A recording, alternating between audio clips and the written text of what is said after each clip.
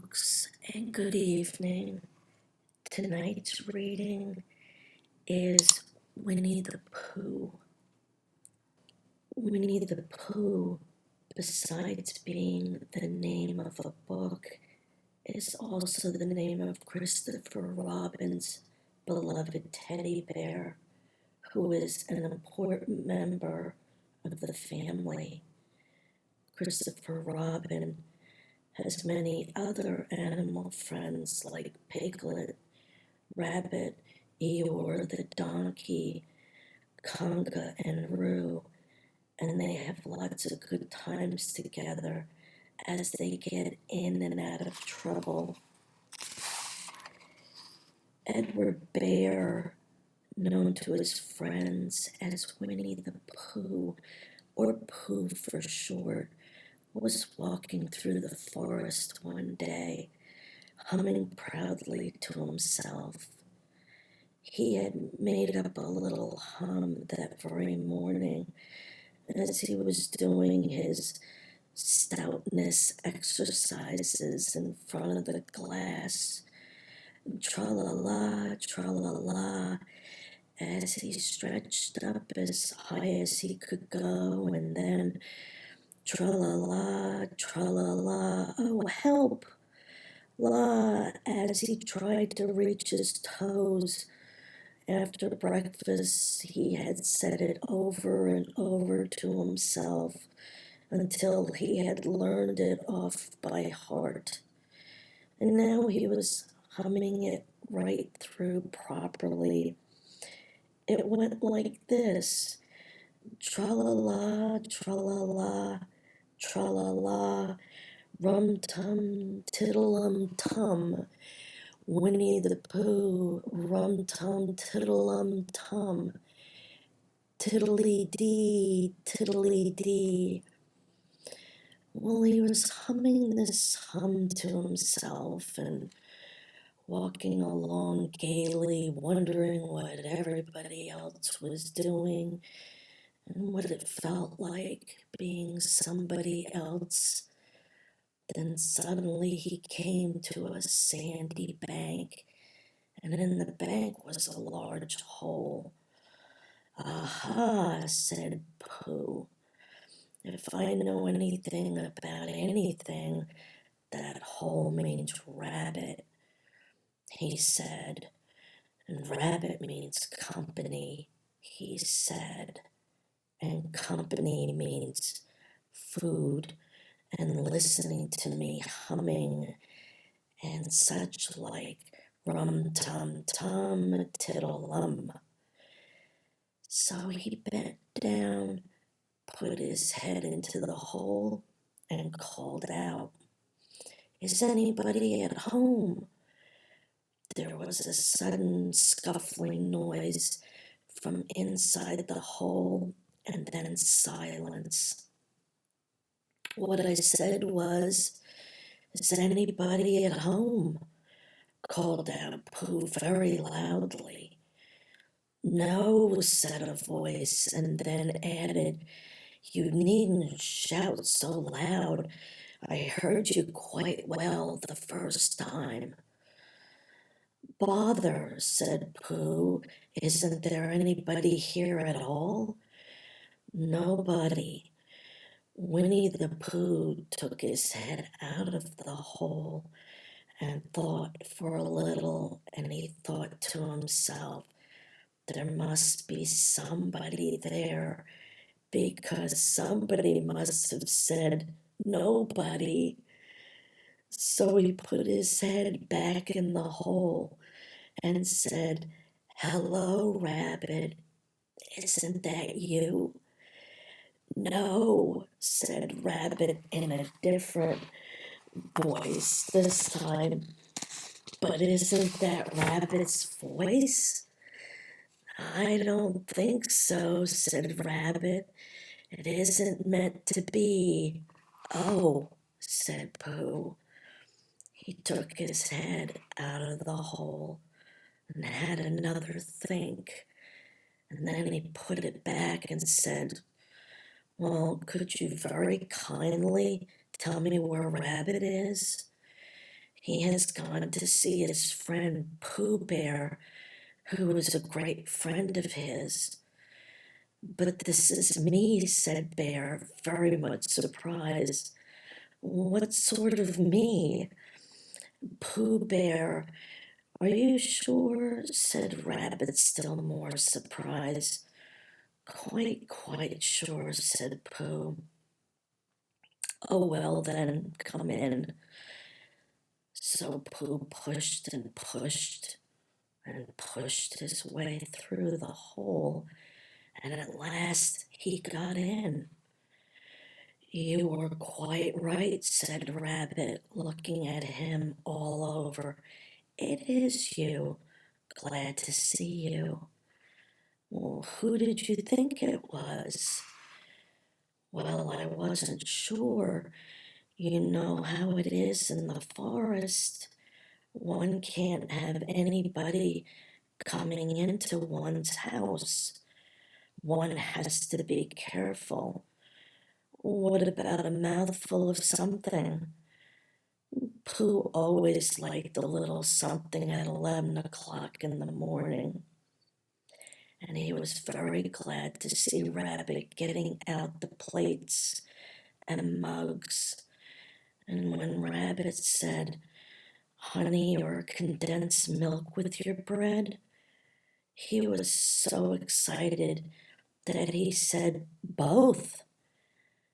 And then, so as not to seem greedy, he added, but after that, he said nothing until at last, humming to himself in a rather sticky voice, he got up, shook Rabbit lovingly by the paw, and said that he must be going on.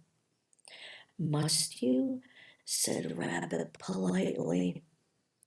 Well, said Pooh, I could stay a little longer if you. And he tried very hard to look in the direction of the larder. As a matter of fact, said Rabbit, I was going out myself directly. Oh, well then, I'll be going on. Goodbye. Well, goodbye if you're sure you won't have any more. Is there any more? Asked Pooh quickly. Rabbit took the covers off the dishes and said, no, there wasn't. I thought not, said Pooh, nodding to himself. Well, goodbye. I must be going on. So he started to climb out of the hole. He pulled with his front paws and pushed with his back paws. And in a little while, his nose was out in the open again, and then his ears, and then his front paws, and then his shoulders, and then, oh, help, said Pooh. I'd better go back. Oh, bother, said Pooh. I shall have to go on. I can't do either, said Pooh. Oh, help and bother. Now, by this time, Rabbit wanted to go for a walk too, and finding the front door full, he went out by the back door and came around to Pooh and looked at him. Hello, are you stuck? He asked. No, said Pooh carelessly, just resting and thinking and humming to myself. Here, give us a paw. Pooh Bear stretched out a paw, and Rabbit pulled and pulled and pulled. Ow! Cried Pooh. You're hurting. "The fact is," said Rabbit, "you're stuck." "It all comes," said Pooh crossly, "of not having front doors big enough." "It all comes," said Rabbit sternly, "of eating too much." "I thought at the time," said Rabbit, "only I don't like to say anything," said Rabbit, "that one of us was eating too much," said Rabbit. "And I knew it wasn't me," he said. "Well, well, I shall go and fetch Christopher Robin." Christopher Robin lived at the other end of the forest, and when he came back with Rabbit and saw the front half of Pooh, he said, "Silly old bear," in such a loving voice that everybody felt quite hopeful again. "I was just beginning to think," said Bear, sniffing slightly, "that Rabbit might never be able to use his front door again, and I should hate that," he said. "So should I," said Rabbit. "Use his front door again?" said Christopher Robin. "Of course he'll use his front door again." "Good," said Rabbit. "If we can't pull you out, Pooh, we might push you back." Rabbit scratched his whiskers thoughtfully and pointed out that when once Pooh was pushed back, he was back, and of course nobody was more glad to see Pooh than he was. Still, there it was. Some lived in trees, and some lived underground. "And you mean I'd never get out?" said Pooh. "I mean," said Rabbit, "that having got so far, it seems a pity to waste it." Christopher Robin nodded. "Then there's only one thing to be done," he said. "We shall have to wait for you to get thin again." "Well, how long does getting thin take?" asked Pooh anxiously. "About a week, I should think. But I can't stay here a week." "You can stay here all right, silly old bear. It's getting you out which is so difficult." "We'll read to you," said Rabbit cheerfully, "and I hope it won't snow," he added. "And I say, old fellow, you're taking up a good deal of room in my house. Do you mind if I use your back legs as a towel horse? Because I mean, there they are doing nothing, and it would be very convenient just to hang the towels on them." "A week," said gloomily. "What about meals?" "I'm afraid no meals," said Christopher Robin, "because of getting thin quicker, but we will read to you." Bear began to sigh and then found he couldn't because he was so tightly stuck, and a tear rolled down his eye as he said, "Then would you read a sustaining book, such as would help and comfort a wedged bear in great tightness?" So for a week, Christopher Robin read that sort of book at the north end of Pooh, and Rabbit hung his washing on the south end, And in between, Bear felt himself getting slenderer and slenderer. And at the end of the week, Christopher Robin said, "Now."